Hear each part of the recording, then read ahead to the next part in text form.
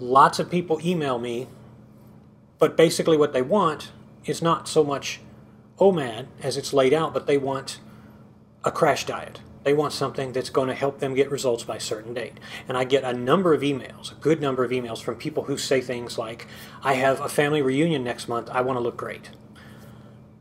I'm sorry. I hope you look as good as you can look, but it's not your body's fault that you have a vanity affair coming up and you want to look good. Everything that got you to this moment are the decisions you have made up to now. So stop punishing your body and stop giving your body deadlines as if your body has to counteract instantly what you spent years doing.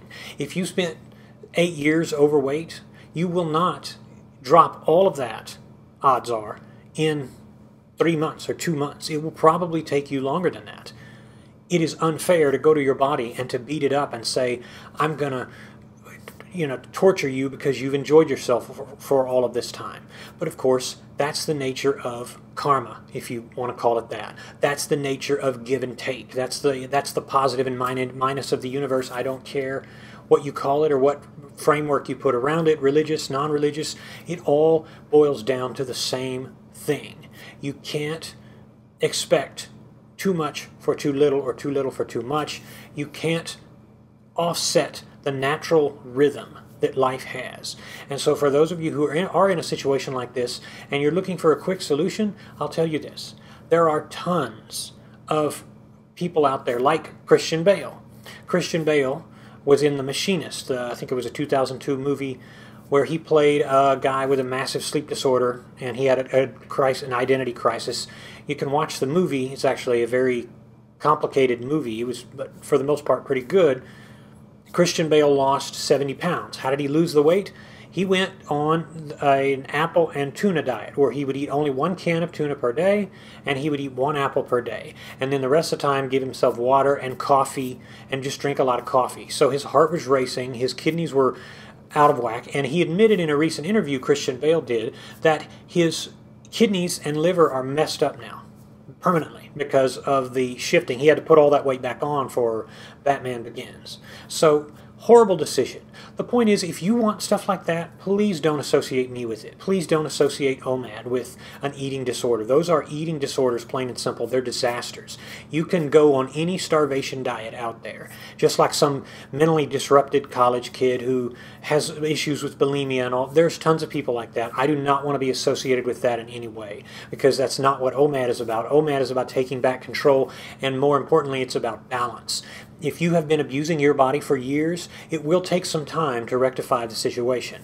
And it's not your body's fault that it takes a little bit longer. But the thing of the matter is you're still getting a good deal because your body, if you're fasting, is going to give you the quickest path to restoration. OMAD, 1 meal a day, is the way that people are seeing transformation, not only physically but mentally. They're feeling at one with the universe. They're getting back into their true sense of identity. They're making better moral decisions. I'm getting emails now quite frequently and or video comments about people quitting smoking and quitting drugs from the control they got from fasting. That is next level, folks. That is what I want to be associated with. That is higher level. Not some person who wants to go in a bathroom and throw up because they feel guilty because they've eaten. I don't want to be associated with that in any way whatsoever. That is not how I lost my weight. That is not how I teach to lose my weight.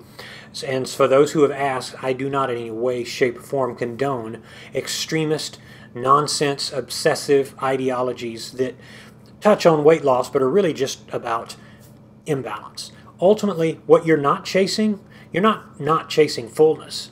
You're not even chasing hunger. What you are actually chasing is balance.